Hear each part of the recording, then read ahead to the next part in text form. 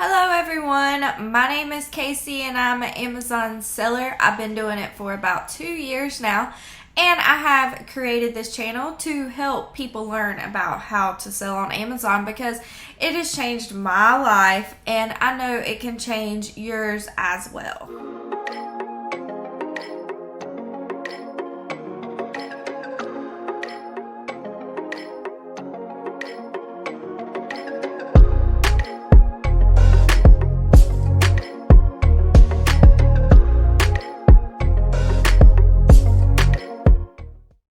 So good morning everyone. I hope everyone's having a great morning. I hope everyone had a great weekend, fun filled. Mine was just kind of laid back. I enjoy those weekends sometimes, especially when I work like really hard during the week. Today I am going to be giving y'all a little backstory of what I used to do, why I enjoy Amazon so much, and kind of what drove me to want to get out of what I was doing because I did enjoy it and get into this. Also, after that, I'm going to be answering some of y'all's questions that y'all have sent me in the comments. I'm going to be going into more detail with them on the videos, so stick to the end for those. But anyway, let's get started with the story. A lot of y'all already know because I put it in my previous videos is I was a fast food restaurant manager. Well, the fast food restaurant I worked for was Taco Bell. I started at Taco Bell when I was 18 years old. I did not work all through high school. I actually was a athletic trainer assistant for my high school because I thought that might be something that I want to do is, work with athletes, tape their ankles up, stuff like that. Work at a college, work at a high school, whatever. But I did not end up going that route. My parents just wanted me to focus on school and not working also. But my dad always worked really hard all through his years, so I kind of saw his work ethic.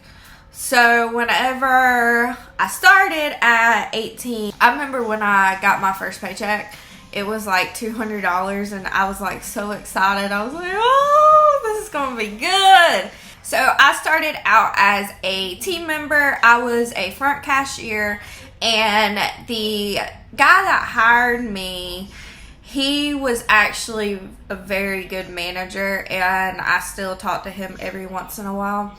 But I had gotten moved to the drive-thru, and let me tell y'all, I was horrible at the drive-thru because I'd never worked before, and you have to multitask. So I was like taking orders, making drinks, bagging the food. Like, it was crazy, y'all. I was like, I'm never going to get this. Well, I eventually got it, and I ended up being their best cashier they had. I was so quick at that drive-thru, and multitasking just came like a second nature to me. While I was working as a team member, I was going to community college also for criminal justice. I thought I wanted to be a private investigator, a cop. I went through several different things, but it just never stuck. I decided that whenever I was doing criminal justice that I just didn't want to hear about sad stories. I decided not to go that route. I did finish out my degree, so I have a degree in criminal justice, and I have a basic associates of arts degree because then I did like a year of that because I was like, well, let me go get my basic and then I'll transfer to a 4-year. Even though for me, I knew from the beginning that school was like never really my go-to. I mean, I did all right, but I was never like that straight A student. So then my manager at the time was like, hey, you can really move up in this company. General managers make good money. You should really think about it. And I literally decided one night, I was like, this is what I'm going to do. I'm going to be a general manager for Taco Bell. So then I started moving up. I was a team member for about a year. I was a shift leader for about a year, and then I was a assistant manager for about 6 months before becoming a general manager. Now, I was lucky because through that whole transition, I actually stayed in my same store, which does not happen a lot of times. But then also, whenever I became a general manager, it was very challenging because you had to learn how to manage your friends that, you know, you worked your way up within that store and became friends with people. Well, now you're having to manage them. So it was a lot more difficult. My store that I basically grew up in, it always ran really good numbers. It was always the number one store. It was always top. So I had a lot to live up to, which was also very stressful. But I jumped right into it. I remember literally I was in the back one time and I was crying because I was so stressed out. And it was like that day, my area coach told me, he was like, listen, you need people. You're not going to be able to do this business without people. And something just clicked. It just clicked overnight, and I was like, I gotta promote people. I gotta, get these people going and have them help me run this store. And that's what I did, and I became one of their best general managers that they had. I lived up to that store, and I was on the road to wanting to become an area manager, which is where you run several stores. Y'all, let me tell you, when I thought I was like hot stuff, I thought I was hot stuff because they flew me out to California like 3 times. I went to the function that they throw for the area managers. It's kind of like their end of the year big meeting. We went out on this yacht, y'all, in California and like partied all night. It was crazy. I was like, this is what I want to do for the rest of my life. I want to work in corporate. I want to live in Irvine and work at the corporate office. This is what I am going to do. Now remember, I started at 18 and this all took place within a few years. I was a general manager at the age of 20 and I was flying out to California like in my early 20s doing all this crazy stuff. And I grew up with Taco Bell, and to this day, corporate office, what happened at the end, yes, it was bad, but I am still very grateful for what they did give me in my early 20s. So at the time, I was covering for my area coach whenever he would go out of town. So I was kind of playing the role. I would go to other stores, help out, because my store pretty much ran itself. Well, then I eventually took on a second store. So I was a multi-unit general manager, which is very rare. They didn't do that much. I was like one of the only ones. There was one other person who did it. And I was doing pretty good. And I would get bonuses in both those stores. I was bonusing $2,000 a month between both of the stores. It was crazy. So I was making all this money at my early 20s. I was like, I thought I was it. And I thought this was what I was going to do. Well, here's where it all went south. So we got a new, they call it growth leader. She was who was over the area managers. Well, she was like the wicked witch of the West. And I would tell her that to this day, because she is the reason why it all went south for me. So how she got the job was she was an area manager and she was going on dates with the growth leader at the time, and they are together to this day, but they met at Taco Bell. Well, where I went wrong was my significant other to this day, who is also my baby's father, was my area manager at the very end. So basically she lied. She was like, if y'all disclose it, we will move you or move him, and more than likely move him, give you a new boss, and that will be it. Well, that is not what she did. She went and she told corporate that we were lying about it because we disclosed it to her.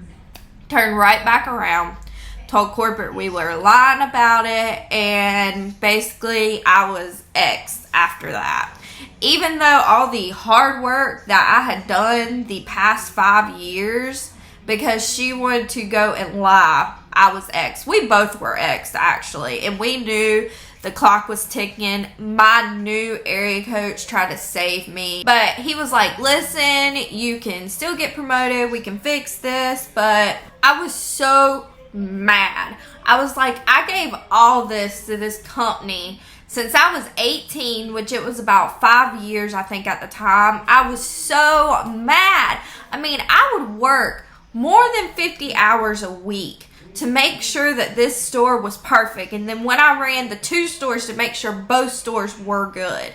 And I was just like, I can't do this anymore. If this is the way they're going to do me, I understand I did wrong, but we tried to do right.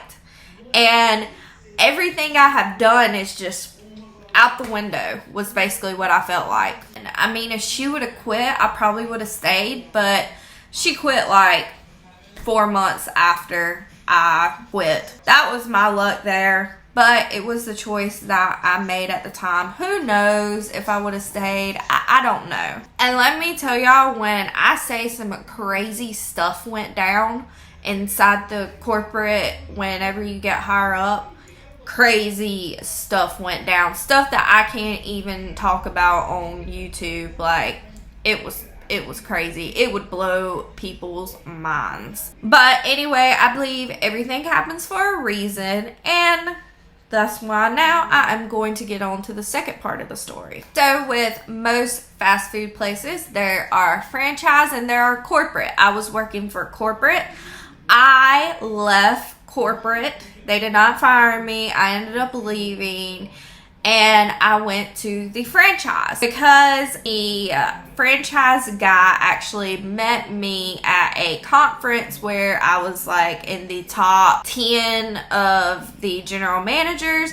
He hired me right away and pretty much gave me whatever store I wanted. So remember, this whole time my goal is to get promoted to area manager. So I thought going here I would have a better opportunity because I do not got all that bad blood that I had with corporate, and they had other concepts, not just Taco Bell, so I thought there would be opportunity there. And they were still growing. Corporate wasn't really opening up stores, but they were still constantly opening up new Taco Bells in the area.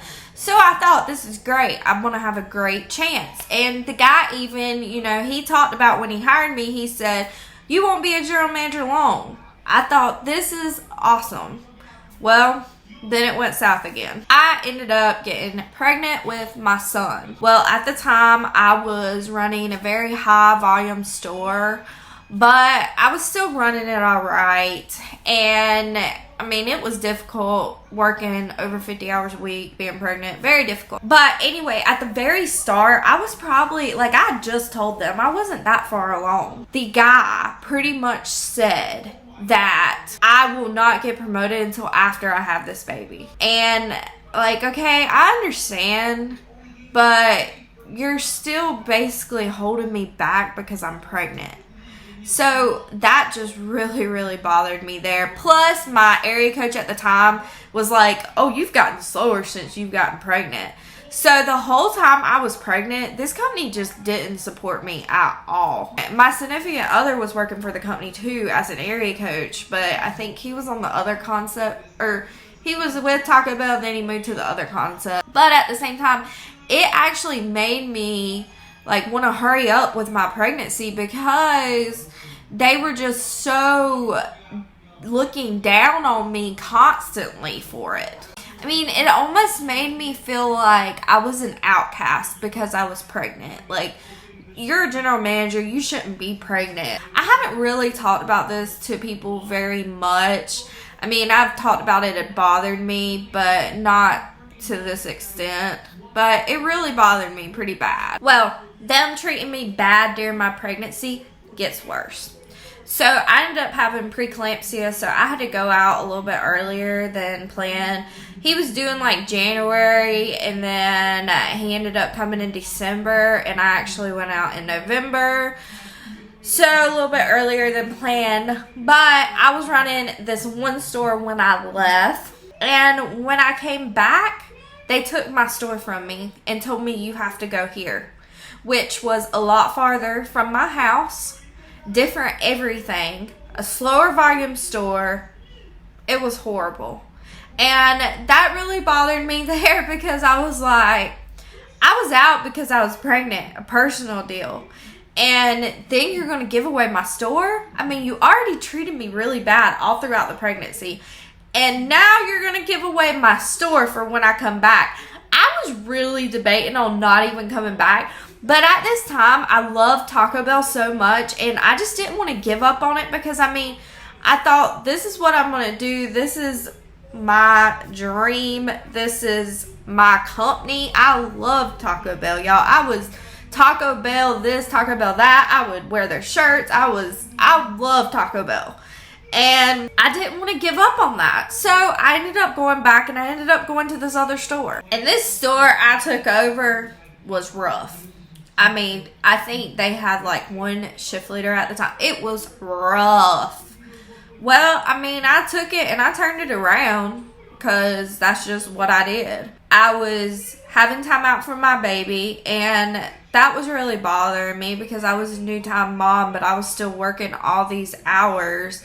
And then plus I had the company not even appreciating me. So it was just a bad time. Well, I still was like, I still want to get promoted. This will get better when I get promoted. You know, just all these hopes and dreams. Well, I went to Vegas, and I ended up falling and breaking my ankle. I never had a broken bone before. Never. And I dislocated it and then like broke it in 3 spots. I had to have surgery. My first time ever having surgery. So I was out for like a month. Well, of course the store was like hectic. I was still trying to run it even though I was out and not getting paid. My area coach was like, just go ahead and come back, and like, as you can sit in the dining room, as long as you're in there, you can do something. Well, I was on a knee scooter at the time. I couldn't drive because it was my right ankle. I was on a knee scooter in this store. My boyfriend was taking me back and forth to work. And we would go drop my child off at my parents', then go to the restaurant. He would drop me off. He would have to come back and get me. And I was going through this store making tacos on a knee scooter. That's how dedicated I was. A knee scooter in a restaurant that had slippery floors. So I was in a boot anyway, and I would not put pressure on it. Well, the doctor was like, okay, you're good enough to finally, you can put a little bit of pressure on it. But I wasn't trying to put like too much pressure on it. Long story short, he gets mad because I'm not standing on my feet for 50 hours a week whenever I just came back. I came back early, guys. Was on a knee scooter. And then he's going to get mad because I'm not standing on my brand new ankle for 50 hours a week.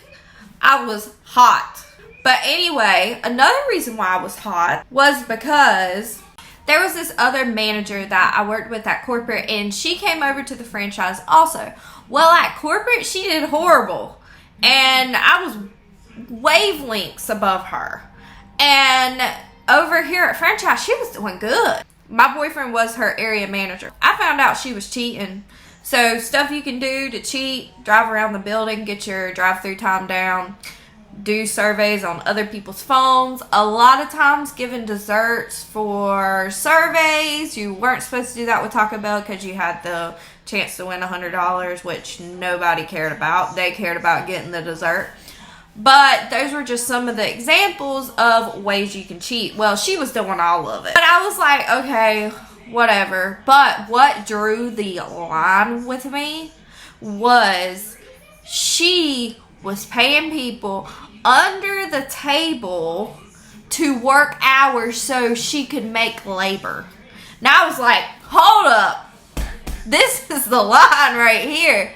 So before, he wasn't telling on her, which it was making me mad because I was like, why am I doing the right thing? He finally, when this deal, he found out about her paying the people on their table, he finally went and told them, and they said, now this is the owners of the company, they said, well, we can't prove that that's what that Zelle transaction was. It could have been for a bicycle. That is what they said. I'm like, you got to be kidding me. Like, why? Why am I doing everything right? And then come to find out, another person who was beating me at numbers, they were sitting here padding their inventory. They would say they had like 50 cases of Pepsi on hand when they had 2. Now, anybody who's ever worked in the restaurant, they understand that. If you haven't worked in a restaurant, you might not understand. But my boss even told me, because it was another one of his managers. And this company was just like, please cheat. Please cheat. And to me, I'm just like, I want to do things the right way, because if I'm cheating, then I'm not a good manager. And if I'm doing things the right way, then I know what I'm doing is making a difference. And I'm just like, the only way I'm going to get away in this company is to cheat. And I don't want to cheat. And why am I sitting here doing stuff the right way whenever these people cheat and are put on a silver platter? But anyway, I ended up getting a job at Fifth Third, and I left Taco Bell. I was very upset about leaving. I really didn't want to leave, but I couldn't keep on giving myself to this company for me to just get beat down and beat down.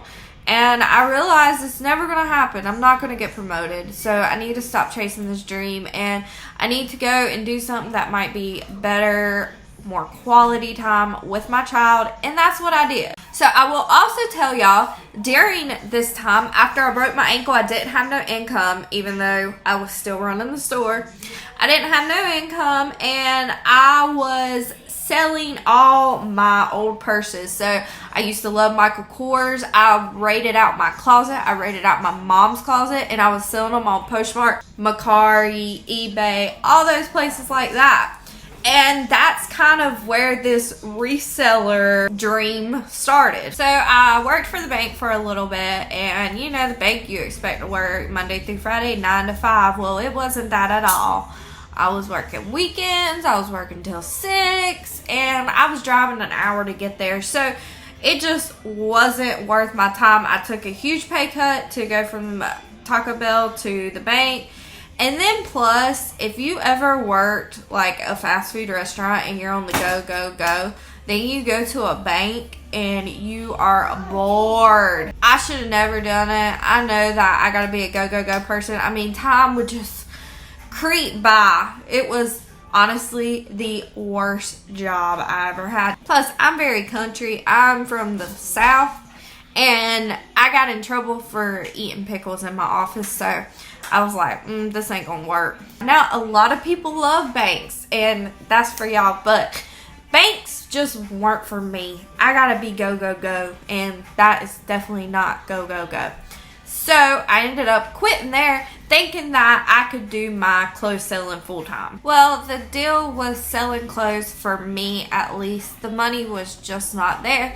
And then I would go sourcing for clothes. We had a Goodwill right where we lived that is a outlet Goodwill. So you would go through the bins and get like stuff for 25 cents. And I would just accumulate it and then never make any money off of it. And then I would go and buy stuff at the store, and you just couldn't turn a good enough profit, and you would just keep on buying and just keep on losing. So I decided that I need to get back to work. So I interviewed, and I got a job at Arby's as a general manager, and it was going pretty good. I mean, I worked in the restaurant for 5 years, so once you work in a restaurant, they're all about the same, and it pretty much just clicks. And I was doing inventory, scheduling, all that, and I was training, and it was already like my 3rd month, and I was still training, and the guy was like, I don't know when a store's going to open up. And if you're a general manager, you don't want to keep on training. You want to get your own store, because while you're training, you're at that general manager's mercy. So I was working stuff I didn't like, and I had no say so, and I was just ready to get into my store and run my store. So about that 3-month mark, I'm getting irritated because I'm ready to get to my own store. And I'm just like, is this what I want to do anymore? Do I want to be a general manager for the rest of my life? And my answer was no. So I started watching YouTube. I've already had the reseller background, and I'm like, I enjoyed reselling, but I wasn't making enough money to quit my job because I made good as a general manager. So I started watching YouTube, and I found Amazon. I found a couple good people that were doing retail arbitrage in Amazon, and I mean, they were talking about what they were making. And I'm like, I can do this, but it's all about getting started, jumping into it.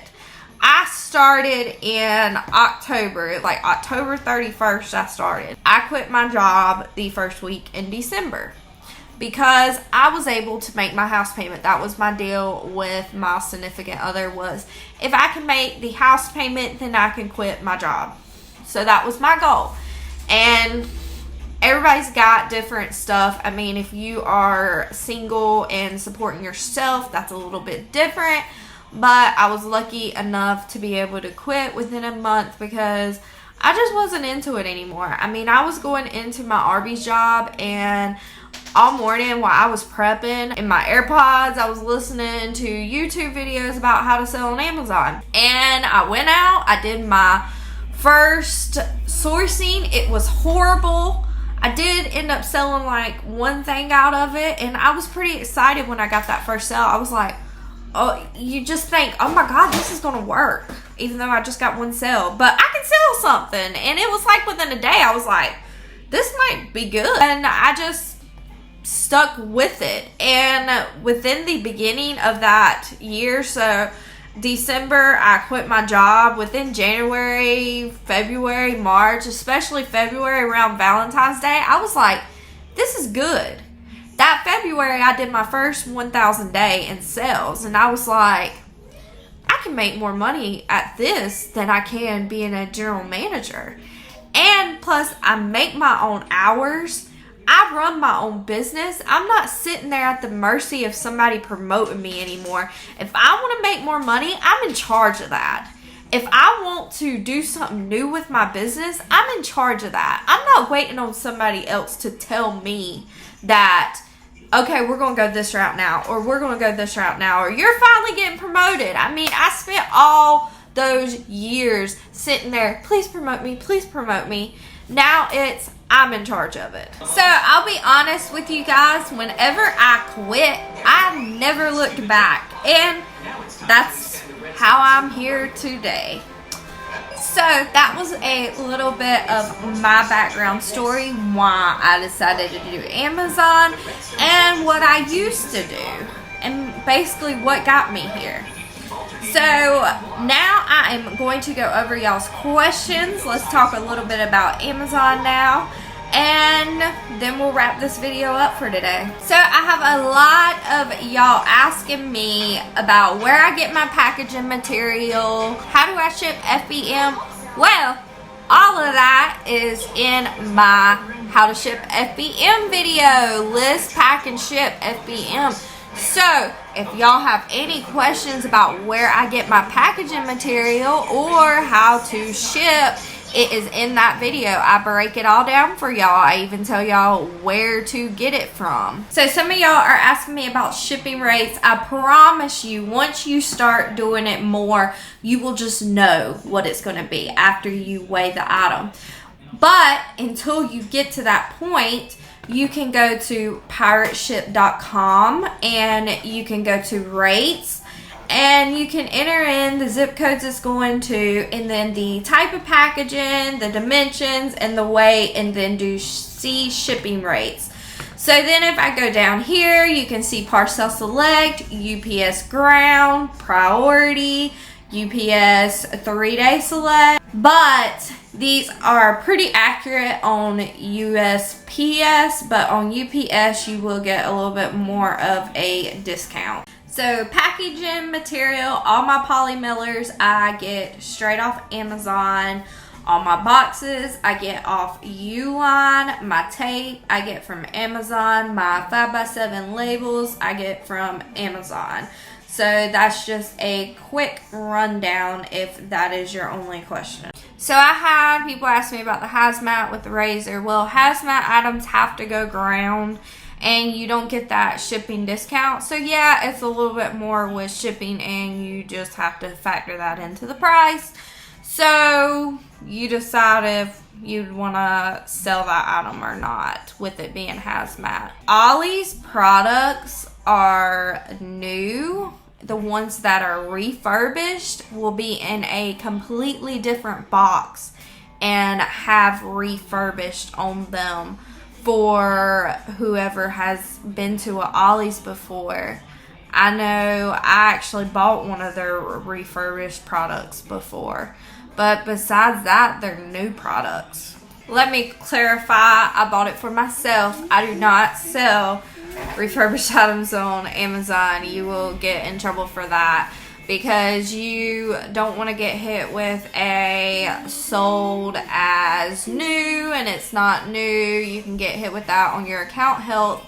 And also you can sell stuff like that, but you have to make sure it's in the description. Even if a box is kind of dented, you can't sell it as new. If I am shipping products like shampoo, stuff like that, I'm going to take the cap to make sure either the cap doesn't come off or the bottle doesn't squirt. Just like if you've ever ordered it from Target or Walmart, they do the same thing. And then I'm going to put it in a box and I'm going to bubble wrap it to make sure that it doesn't get damaged. If you are shipping FBM items, you do not need this is a set on it. That is only for FBA items. When I am scanning a product and I am not using the barcode, I just take my phone and I scan that item, but you gotta hold it on there real good and focus to it. And everybody's app should do that. So if your app's not doing that, I'm not sure. You might want to call customer support, but you just gotta really make sure you focus it on that item. So when it comes to shipping and making a profit, you have to first learn and get used to what the shipping cost is going to be, because then you're going to just know whenever you look at an item, like, is this even going to be worth it? I mean, if you have something like Breathe Right strips that you're selling, that's going to cost like nothing to ship. So you're going to make money in that. And the more you do it, guys, the more you're going to get used to it. So, on a serious note, guys, when you first start, keep your costs to the bare minimum when it comes to tools. So, when I first started, the only thing I purchased was an ungated guide, which was like $300 for toys and topicals and grocery. I've made that back plenty of times. So that was worth it. And an ungated guide is worth it because you're going to want to get ungated. So then you want to put that little bit of investment that you're going to need to use to get ungated also. But whenever it comes to Leads List or Amazon Communities or Inventory Lab, that stuff can wait until you start making your initial profit. So another good thing to have is Keepa, because that's going to show you all the history of the product, and if you use that, you'll be able to make good decisions on your product. So whenever you first start, I would keep it to Keepa and ungated guides. And then, you know, your app is free on Amazon, so you don't have to pay for that. Because you're going to need to be putting capital into the business, because you're going to need to be buying products. So you need to be spending money on that. Leads List, Amazon Communities are great. They are great. I've done both. But you need to be making that profit before you do get into them. I mean, I really like Amazon communities because everybody talks about questions they have and people answer them and you learn stuff that you never knew before. Jungle Scout is another good one that's going to help you determine how much of something you need to buy. Still, it's not something that's very necessary at the start, I believe personally, because you can just kind of go off the sales rank to know if, hey, I want to clear that shelf or not. And that's what you can use Keepa for the history of the sales rank. So I do believe Keepa is a necessary. But that's my take on tools. Everybody's different. Okay guys, I hope that answered all your questions for today. I am going to go ahead and wrap it up. I know this video was kind of long, but I wanted to tell y'all my background story. And then I also want to talk a little bit about Amazon because I haven't since last week. So make sure you have that bell notification on so you know when the next 2 videos this week are coming up, because I upload 3 every week. And if you have any comments or questions, put them in the comments below and I will get back to them as soon as I can. If you enjoyed this video today, hit that like button. And if you want to learn how to sell on Amazon, hit that subscribe button because I upload 3 videos weekly about how to sell on Amazon. So until next time guys, bye!